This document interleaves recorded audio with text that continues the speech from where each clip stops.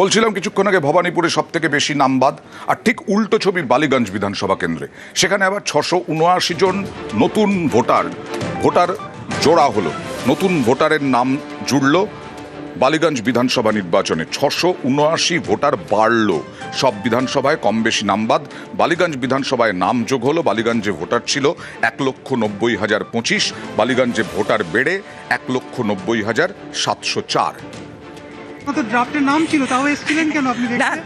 হচ্ছে সমস্ত খবর কাগজ এবং টিভি নিউজ দেখে আতঙ্কিত হয়ে উঠেছি। হ্যাঁ, আশঙ্কাও জেগেছে মনের মধ্যে। আপনার নাম আছে লিস্টে? হ্যাঁ, আমার নাম আছে। যে ভদ্রলোকরা ওখানে বসে আছেন আমাকে নিজেদের বড় মোবাইল থেকে আমাকে দেখিয়ে দিলেন যে আমার নাম রয়েছে। পরিস্থিতি যা হয়েছে, সুতরাং এখানে প্রত্যেকে আতঙ্কিত।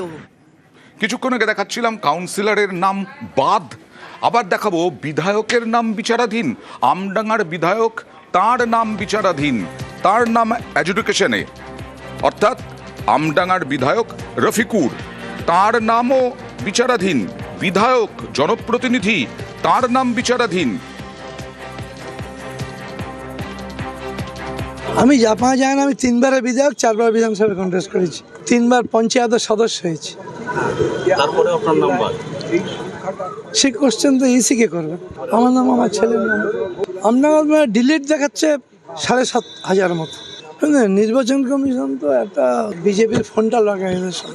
শুনুন, যে 7,500 ডিলিট হয়েছে, সেই 7,500 এগেনস্টে 7 × 7 49,000 ভোট এডিশন হবে। তার আত্মীয় স্বজন রাগে, যদি কেউ বিরোধী দল করে থাকে, রাগে ভোট দেবে তৃণমূল।